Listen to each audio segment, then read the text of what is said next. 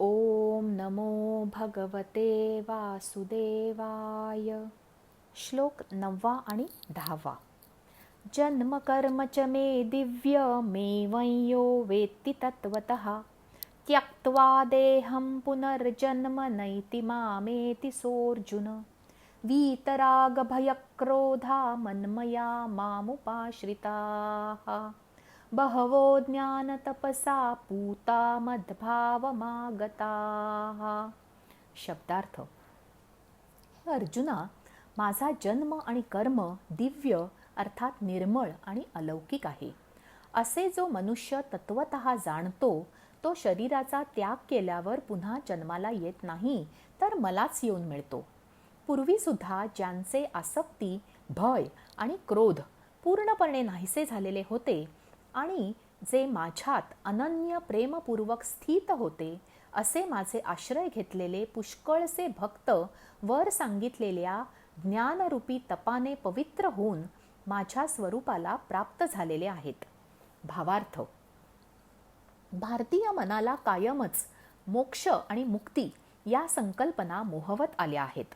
मोक्ष म्हणजे सर्व द्वंद्व समानतेने घेणे, त्याचा त्रास किंवा आनंद न मानणे, भावनेत वाहून न जाणे, आहे त्यात समाधानी राहणे, देवावर दृढ विश्वास ठेवणे, हे आपण जाणले.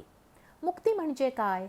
परत परत मनुष्य देहात येणे नको, मनुष्य जन्मातील तगमग नको, भोग नकोत, देवाजवळ आनंदाने राहायचे असे सामान्यपणे वाटते, पण तसा अर्थ नाही. मनुष्य जन्म नको तर देव मात्र अवतार घेतो, मनुष्य जन्मातील त्रासही सहन करतो. मुक्ती म्हणजे कायम ईश्वराचे सानिध्य अनुभवणे, शरीर भावना सोडणे, आसक्तीतून मुक्त होणे, ईश्वरात लीन होऊन जाणे. माणूस जेव्हा मनुष्य जन्म दुर्लभ आहे हे जाणतो, मनुष्य जन्मात येऊन नक्की काय प्राप्त होते हे त्याला कळते, तेव्हा तो स्वतः भगवत स्वरूप होतो. शरीर भावनेचा त्याग करतो, शरीराचे भोग अलिप्त होऊन भोगतो. रामकृष्ण परमहंसांची एक गोष्ट आहे. रामकृष्ण अखेरच्या दिवसात खूप आजारी होते. त्यांचे हाल बघून विवेकानंदांना प्रश्न पडला की हे इतके महान योगी आहेत तर त्यांना का आजार व्हावा?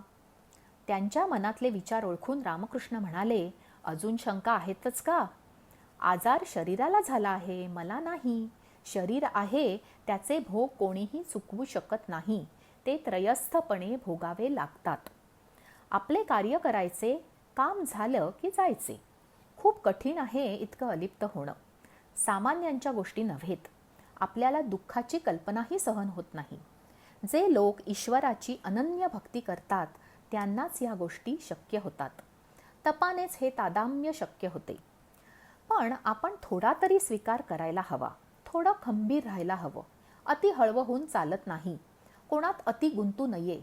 गुंतायचं असेल तर शाश्वत गोष्टीत गुंता. जेव्हा जीवात्मा सर्व गोष्टींची आसक्ती सोडतो तेव्हाच तो राग जिंकू शकतो. जो राग जिंकतो त्यालाच निर्भय होणे जमते. या सगळ्याचे मूळ तत्व एकच, समर्पण भाव. जेव्हा आपण परमात्म्याला शरण जातो, त्याची सत्ता मानतो, त्याचे दास्यत्व स्वीकारतो, तेव्हा आपले काहीच नाही आहे, तर मग मागायचे ते देवाला, तो देईल ते घ्यायचे. रागवायचे कोणावर? सगळी त्याचीच रूपे. जर तोच सगळीकडे भरून राहिला आहे तर घाबरायचे कोणाला आणि कशाला? अगदी मृत्यू आला तरी तो देवाचेच रूप, त्याचीच इच्छा म्हणून स्वीकारायचा, आपला किंवा दुसऱ्याचाही. या योग्यांच्या गोष्टी आहेत. पण आपणही संयमित व्यक्त होणे शक्य आहे. याने आपलीच भीती, काळजी नियंत्रित राहते. काहीच वाटून न घेणे अशक्य असले तरी अतिरेक नक्कीच टाळता येतो. तपस्वी दुर्मिळ असतात. त्यांचे अस्तित्व देवा इतकेच पवित्र असते. आपल्यासाठी ते मनुष्य देहातले ईश्वरच आहेत. त्यांना शतशः नमन. अशा योग्यांमुळेच सामान्य माणसाचे जीवन सुखकर आणि सुरळीत चालू आहे. श्लोक 11 आणि 12.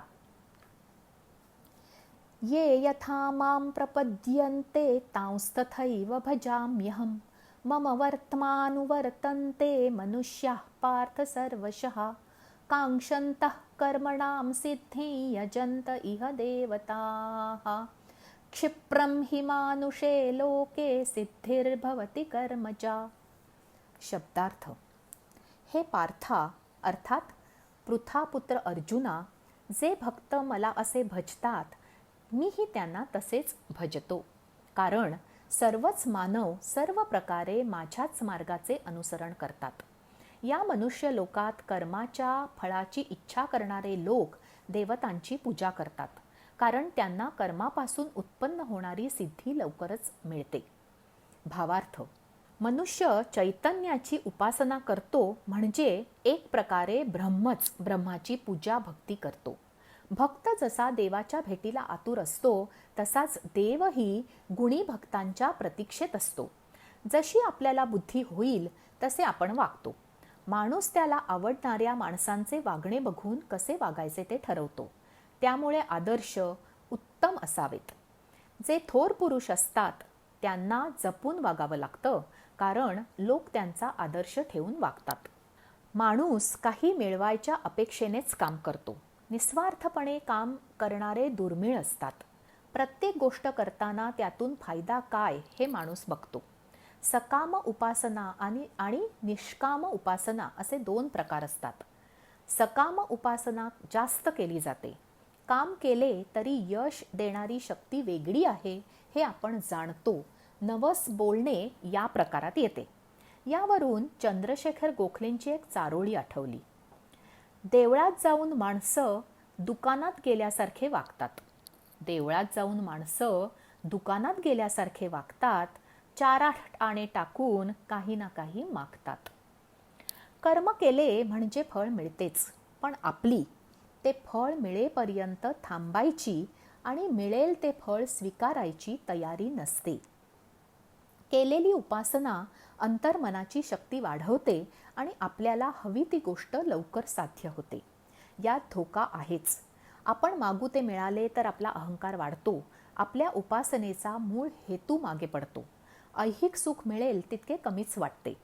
एक मिळाले की आपल्याला दुसरे हवे असते. देवावर आणि आपल्या कर्तृत्वावर विश्वास हवा. सतत मागून आपण स्वतःची प्रगती थांबवतो. म्हटले आहे ना, कर्तव्याच्या पुण्यपथावर मोहाच्या फुलबागा. आपल्याला हवंय ते मिळालं नाही तर मग देवावरचा विश्वास आणि श्रद्धा डळमळीत होते. मग हा देव, ते महाराज, अमका जप, दुसरीच पूजा हे चालू होते. थोडक्यात आपला वेळ वाया जातो.